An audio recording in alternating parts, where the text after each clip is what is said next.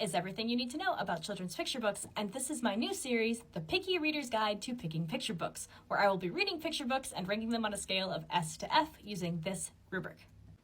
The intention of this series isn't just to hopefully find and showcase some wonderful children's books, but more to help you develop your own sense of discernment when it comes to figuring out which of these books you want to spend your hard-earned money on. That's why I've developed this rubric to be intentionally subjective so that you can apply it to your values. I'll be ranking on a tier list of F, C, B, A, or S for super, and scoring based on a rubric of 5 key elements: wholesomeness, engagement, beauty, imagination, and technique. So let's talk about how to approach this rubric. Each element will have 3 points up for grabs: 3 for exceptional, 2 for meh, and 1 for disinterest or disregard. Adding up all those scores will result in these rankings. Here's how I'm defining the 5 elements. And again, this is subjective. You should be taking my definition and adjusting it to match your values. Wholesomeness. Does this book showcase concepts and behavior that are good for my child? Wholesome can mean different things in different circumstances. Sometimes just the act of bringing joy can classify as wholesome. Engagement. Did I enjoy turning the pages of this story to see what would come next? Beauty. Does the art itself foster engagement? By which I mean, do the illustrations invite you to spend time with them? Do they enhance the story rather than just supplementing it? Imagination.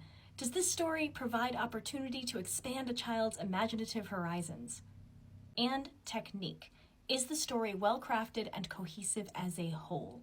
This applies to everything from style and storytelling to grammar and readability. I'm going to test this out with a couple of books we've already discussed on this channel, Pout Pout Fish and Bully Bully Shark.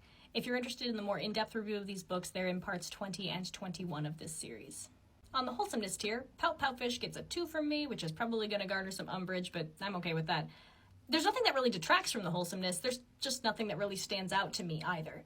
Frankly, I think I would have given it a 3 if Pout Pout Fish had kept his frown and learned to be joyful in spite of it, but that might be a me thing.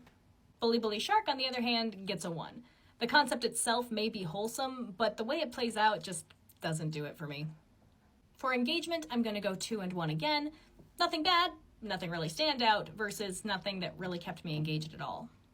For beauty, however, Pout Pout Fish gets a 3. I really love how these feel like real sea creatures moving underwater, and I love the Easter eggs like this peanut butter jar.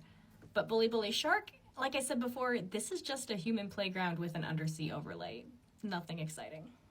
For technique, Pout Pout Fish gets a 2, which is admittedly probably a little harsh, but this is my opinion, and there wasn't anything about it that really made me go, ooh, I love that. Bully Bully Shark, on the other hand, is similar to Pout Pout Fish, but minus the charm, so it gets a 1.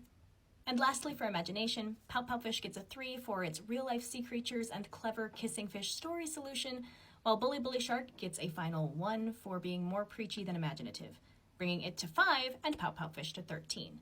An admittedly merciless F tier and a perfectly respectable A tier. Stay tuned for more.